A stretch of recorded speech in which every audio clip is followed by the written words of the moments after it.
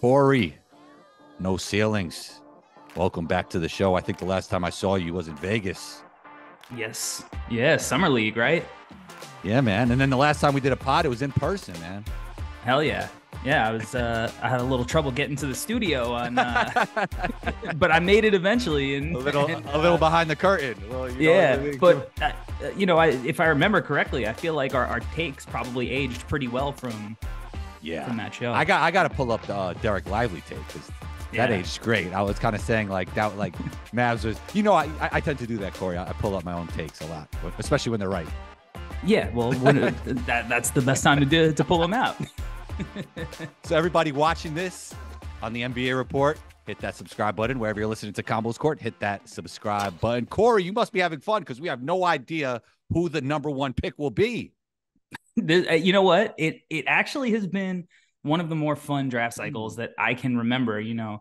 Last year was fun because there was debate between Scoot and Brandon Miller and whatnot. But it almost felt like mean at certain points with people where it was like, if you don't think Scoot is the guy, then, we're going to attack you and you're stupid. This year, everybody's having wild takes.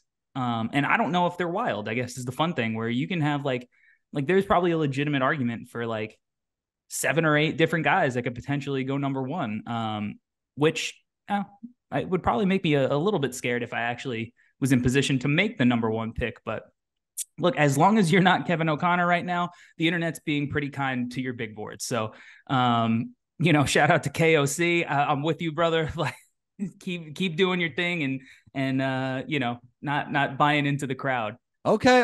I wasn't going to say his name, but I mean, that was actually going to be a great segue to my next topic. You got to convince me. Reed Shepherd, I like him. I think he's a good player. Number one, I don't know, Corey. I mean, I know you can point to the 50% shooting. He probably has some more on-ball juice than people think. Convince me. Number one, Reed Shepherd.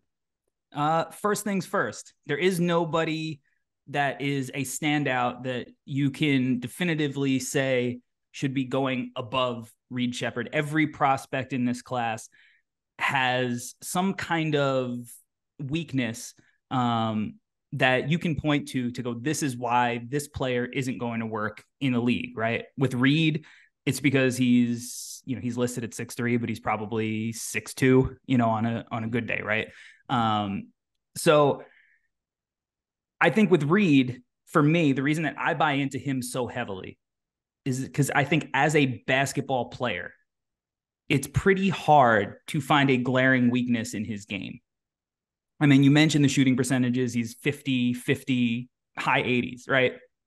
And, I think shooting in the league at the moment is at more of a premium than it has ever been, right? Like, that's what you need in your offensive game to really stick on an NBA floor. Like, if you're going to be somebody who is, kind of shifting between the on-ball and off-ball stuff, you need to confidently be knocking down shots when you're off-ball. Now, with Reed, I don't think, even if he is the number one pick or if he's number one on your board, I don't think you necessarily believe that he's all of a sudden going to turn into this like heavy usage 30, James Harden-esque guy who's dominating every possession on a heliocentric kind of way. Shout out to Pee Wee the Plug, the heliocentric podcast. Shouts to P for sure. Shouts to P. But I think with Reed, what makes him so intriguing to me is that, one, I don't think anybody's can make a reasonable case that he's not going to be a fantastic shooter at the next level. Maybe he's not going to shoot 50%, right? Bigger, stronger, longer, faster closeouts. Maybe he's, going to have to adapt to that.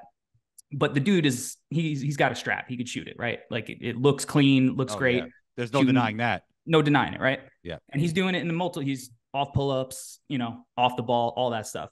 But I think that he's going to be able to fit so well with somebody else who maybe is a little bit more ball dominant, because you can put the ball in, you can put him in the corner, you can have him lift and, come up to the wing, be ready to shoot it off those kickouts. And he's going to knock down those shots at a really great clip.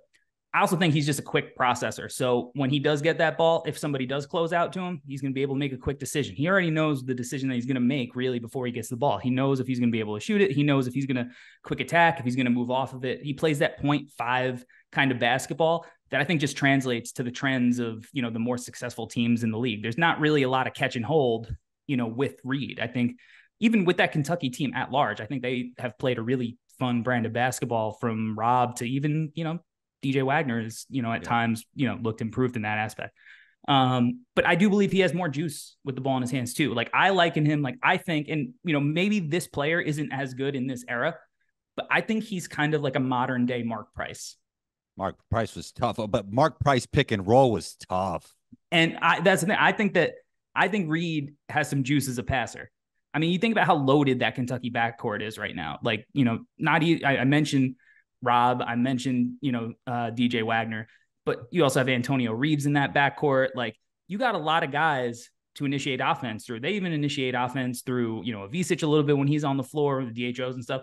I think you put the ball in Reed's hands a little bit more often, let him run pick and rolls, because you have to guard him for the shot as a pick and roll ball handler. Like, if you sit in a heavy drop as a big, like he's going to bury that shot pretty easily if the guy doesn't get over the top quick enough.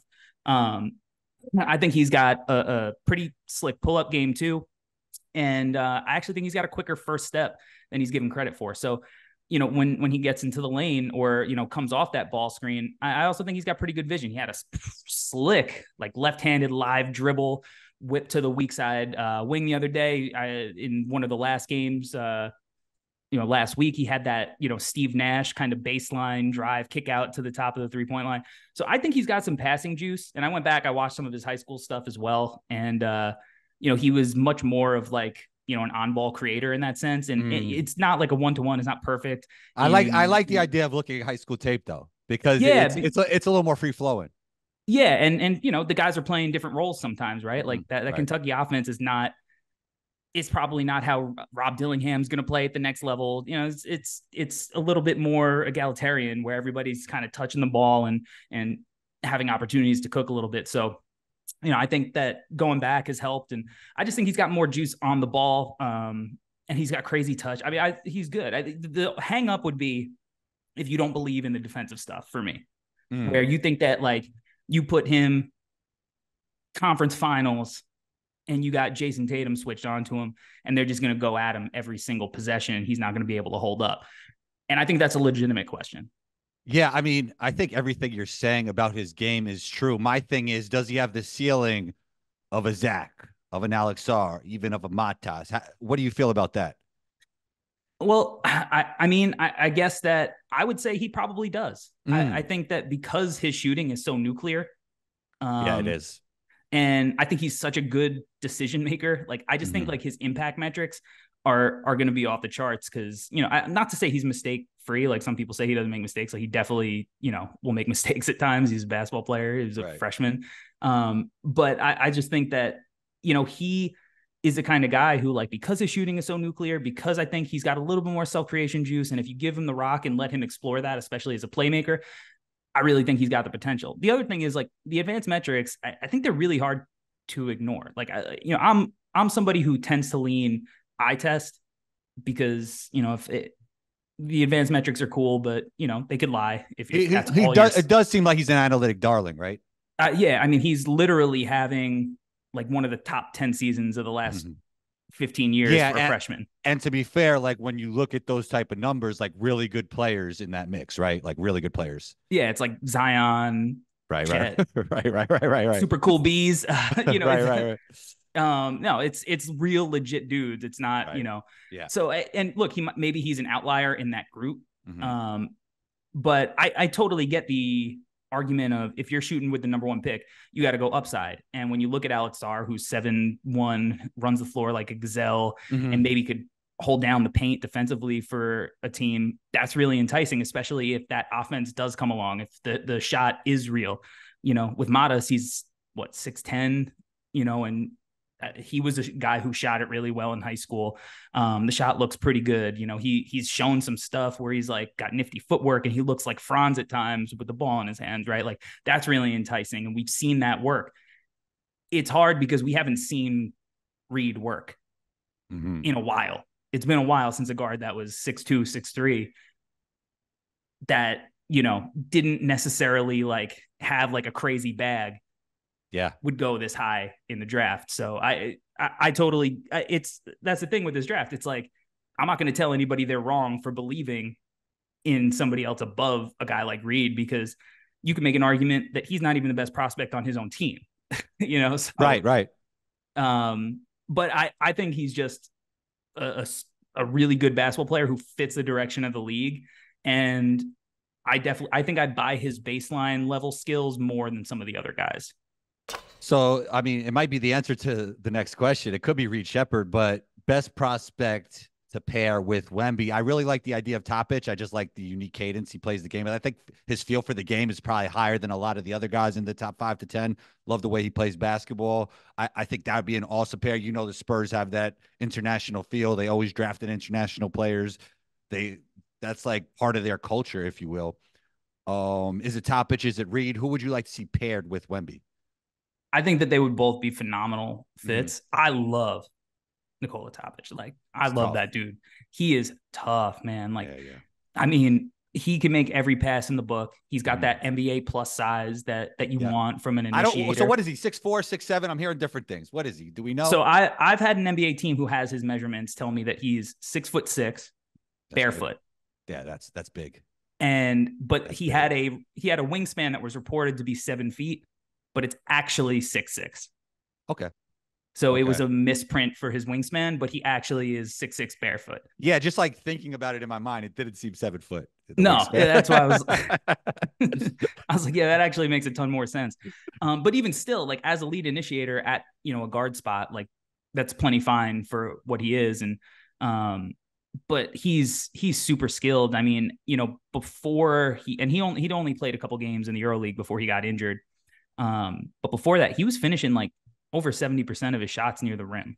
Like, in the Adriatic League, like men's league, that's where Jokic played, right? Yeah, like, this is a real legit overseas league, and he was dicing them up. And he's one of the youngest players in the draft. Yeah. I mean, and he plays kind of like, he got that SGA change of pace, Euro, same hand, same leg, never really looks like he goes full speed. And that's been working really well in the NBA lately. Yeah, like that decel, like, his footwork is insane. Like, he's got these strides, and then one of the things I think is crazy is how effortlessly he like glides, and it's like SGA, how he glides through tight spaces. Yes, like there are possessions at the rim where there are like two guys, trying to stop him from getting to a spot, and he'll like slither through them, and you're like, how the hell he even fit? It's like Indiana Jones trying to get underneath as the boulders coming. I love Topic. I think that one of the reasons that you're starting to see him lose a little bit of steam is just because that's what happens in the process when you're injured. Well, the March Madness, the NCAA bump is real too, right? Yeah, just like these guys are in the limelight. But he's really good. Probably, I think I'm probably the highest on him from the No Ceilings team, and I have been, I think, all year. But he's a really good basketball player, and I think as far as the Spurs go, you want them to have a definitive number one playmaker outside of Wemby. Like, you don't want to use, at this point in Wemby's development, while he's shown some pretty insane stuff in every facet, including passing, he's probably not going to be Jokic. I think it's fair to say, where you want to initiate everything through him as a playmaker. Pairing him with a pick and roll partner who can actually make the passes that Sohan hasn't been able to make off the pick and roll and all that. And you're adding that size. So you're looking at a guy, now you're going like 6'6", Devin Vassell's 6'6", 6'7", Sohan, Wemby, and whoever else you want to add to that court. Just don't have Sohan playing point guard. That's it. Now you got to put snipers around this team now. Like, if you got, it's true. If you got Topic, is it Reed or is it Topic you like for? I mean, Reed is the sniper. Hey, they might have a shot at both. They got two picks, early on. So crazy. They would actually probably fit together in some weird way too. Absolutely, because Reed could play off ball, and he'll make those quick decisions. Like, and Topic is big enough that he could guard twos if you wanted him to. And now there aren't twos in the league, really. Devin Booker. Outside of Booker, that you're like, yo, I'm not worried about, Contavious Caldwell Pope, ISOing Topic, if that's a game plan, like, great. Yeah. Like, So I think it would work. Definitely offensively. I mean, offensively, you got two basketball savants paired with, one of the greatest basketball prospects that's ever lived. So, but it's a realistic outcome for them in that regard. So you got to give me one. Who you taking if you only have one? Yeah, man. Or They're or is it somebody else? I don't know. well, they're neck and neck for me on my board. So right now, Spurs, Corey, you're on the board. What are you doing? Yeah. I'd probably lean Topic. Yeah, I agree. Even though I might at this point have Reed like slightly ahead of him, but like when you're building out boards. So you're saying on a big board, Reed would be higher, but maybe it's close enough where the fit would matter, right? Yeah, because I think that you can get. I think they're both pretty rare in what they could do because I think Reed is a pretty elite level shooter, but a guy who's 6'6", who can make every pass in the book, is a killer at the rim, shooting 88% from the free throw line. Even if the threes aren't dropping, that touch at the free throw line, I think, is something that you can build on and get him to the point where like he's going to be punishing unders if that's what a defense decides to do. But at the end of the day, too, like Wemby is such an outlier player that like I just think it's going to be so hard to game plan to try to take away other guys, especially when you have somebody like Tobic who'd be able to like still find ways to get Wemby the ball anyway, in good spots. Prospect with the most to gain in March Madness. Prospect with the most to gain. Or it's somebody you think will gain a lot in March. I think Dalton Connect's got a lot. He got a lot of social. He's big on the social media buzz. People like him. People like watching his play. People like his highlights. Yeah, like I mean, he's people can't pronounce his name. They don't know what it is, but that's a whole other story.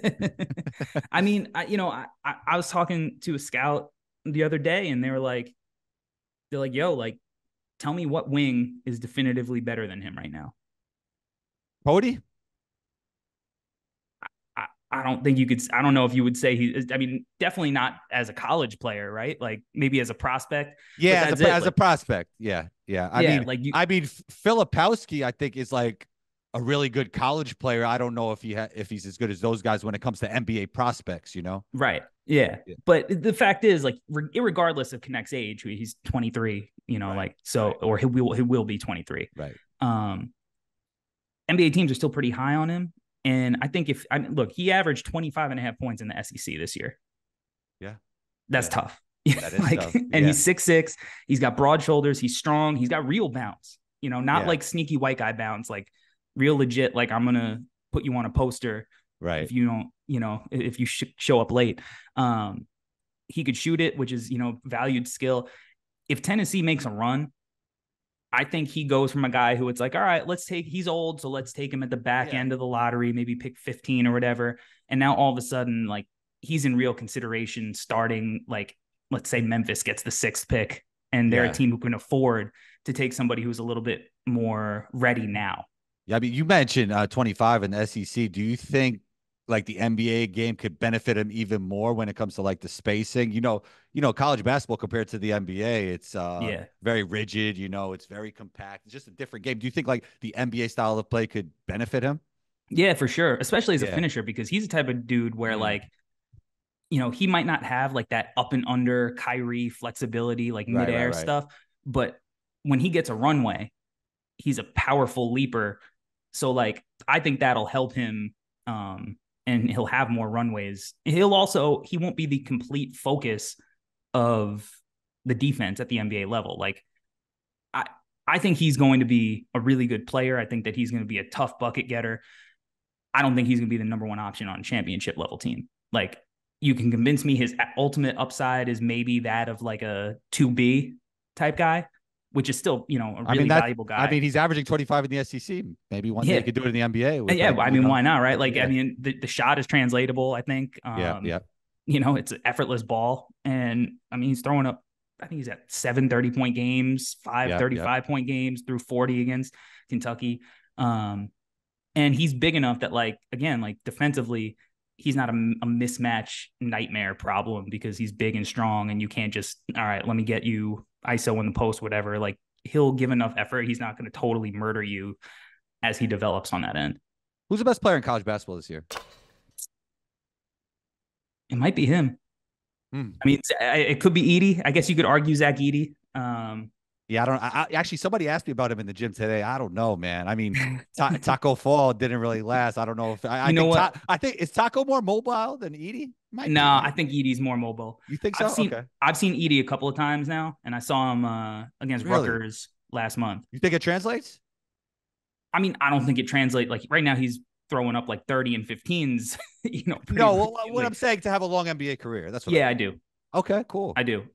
Like, so the first time I saw him was the Jaden Ivey year, and Mm. like he wasn't like necessarily the featured guy on that offense because they had Jaden Ivey, they had Trevion Williams, but he was a big enough part of that rotation. And I just remember watching him warming up, and I was like, yo, how does a dude who is this big move like that? Like, that's pretty smooth. Like, and Okay. then watching him in the game, watching him again, like showed up 2 hours early to warm ups against Rutgers, watching him go through his routine. He just moves like a regular person kind of. Now, not to say that he's not slower It's than not like Giorgio Murasan or anything. right, and he works really hard on the aspects of his movement that he knows he has to work on to survive at the NBA level. Now, do I think he's going to have trouble like guarding, on switches and stuff? Of course, but I also don't think an NBA team is going to be foolish enough to start having him show up at the level and switch onto these guards. I think they're going to play him in a heavy drop.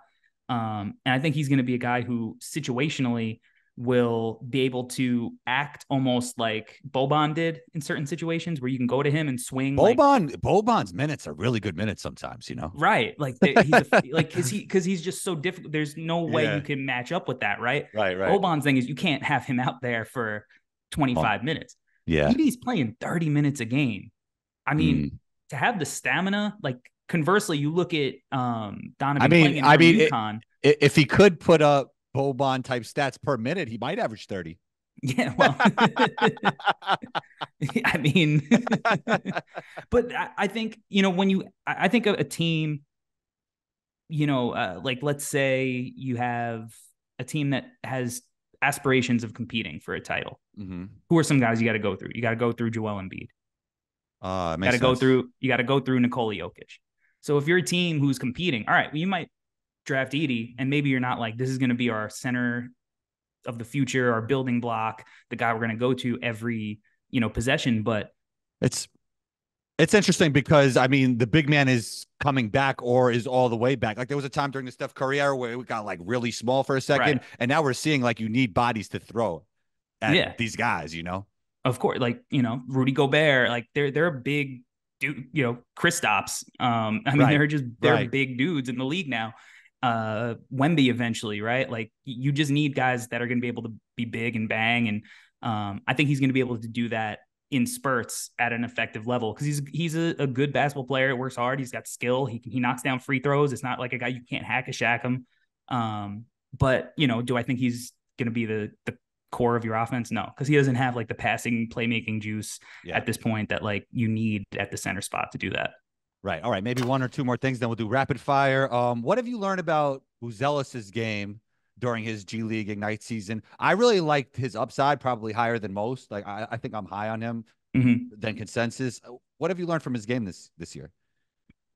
I feel like he's played up to my expectations. Mm. Um, I watched a lot of his high school tape coming in. Like I knew he was big. I knew he was skilled. I think the thing that I did learn about him, I think he's been better defensively than you might expect if you look at him and you were just judging a book by its cover.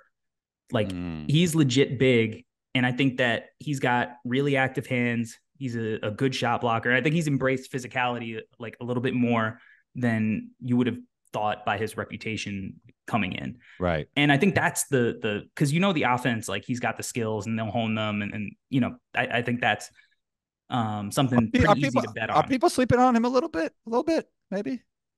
Yeah, I mean, I think right now people are down on the Ignite prospects. 100%. I 100%. might have some fun stuff, on the Ignite coming out soon. Okay. But Be on the lookout for that. yeah, I think people are sleeping on the Ignite prospects a little bit just because there hasn't been a lot of success coming from that program over the years. Mm.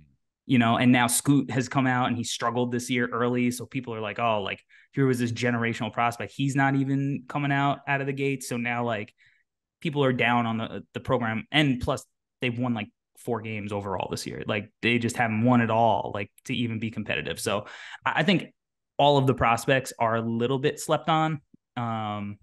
Maybe for good reason, maybe for reasons that aren't necessarily, any fault of their own. And really it's the people who are building the program out. Who's to say, but yeah, Modest is skilled. And if you're looking at, chances and people to bet on in a draft with a lot of questions, 6'10", could shoot, can move, pass, potentially, dribble the ball a little bit. Like he's a good bet for sure. All right, we're going to go through some rapid fire and then get out of here. Corey, this has been a big hit on Combos Court, even though we only did it once, but people loved it. Okay, here we go. Better rookie season, LeBron James or Wemby? I know Wemby's season's not over yet, but for what, let's say we cut off LeBron's date whenever these games were, I'll go Wemby. Okay.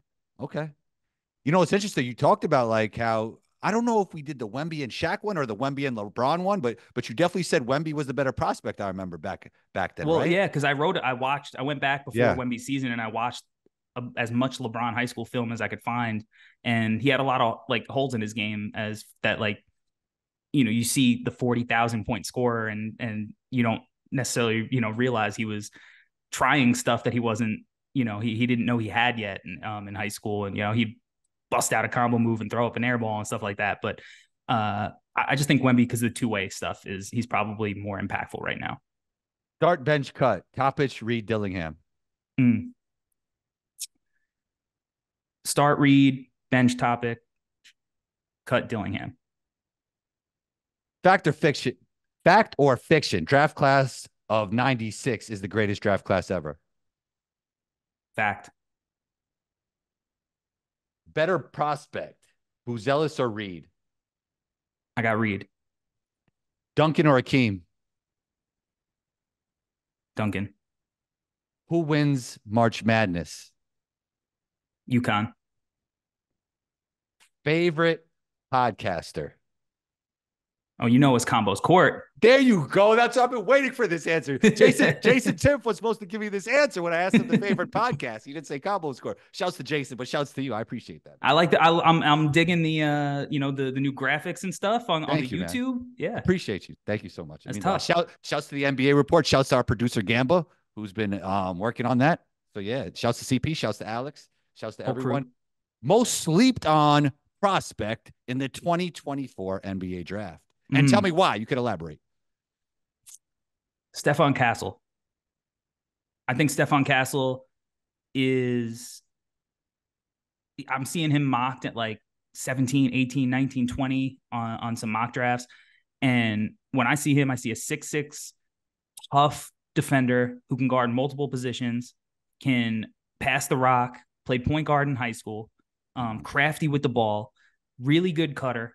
Reminds me of early Chicago Bulls Jimmy Butler. Not Jimmy G Buckets, but like early do the dirty work, Jimmy Butler trying to, crawl his way into Tibbs' rotation. Shot got to come around. But if the shot comes around, and I'm a believer that I think he will be adequate as a shooter. I don't think he's going to be a good, a plus shooter, but I think he will be adequate. And if he does that, I think he's got a chance to be one of the, 5 best players in this draft class. Bronny James one day plays with LeBron James. Fact or fiction? I'm going to say fact. Yeah, I have to agree there. Okay. Fact or fiction? Last one. Larry Bird had the highest peak ever outside of Kareem, Jordan, and LeBron. Outside of Kareem, Jordan, LeBron. Fiction. Who had the highest peak? I think it might be Jokic.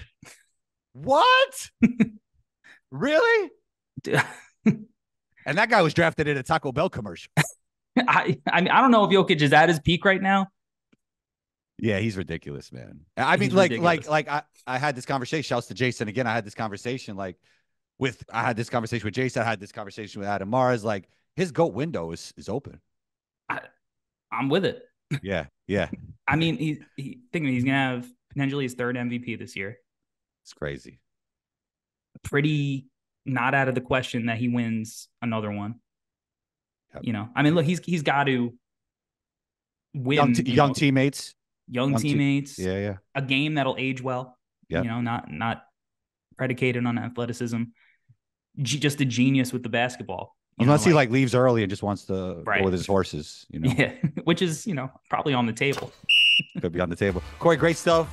You know, draft is not too far away. So where could everybody find you? Let them know.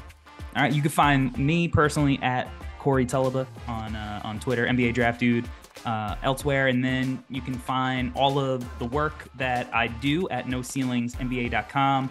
From there, No Ceilings Podcast, No Ceilings YouTube, the whole thing. But go to the website, subscribe. It's free. You get stuff delivered Monday through Friday, right to your inbox. So NoCeilingsNBA.com is where it's at. Corey, great stuff. You're always welcome back on the show. Talk soon. My man.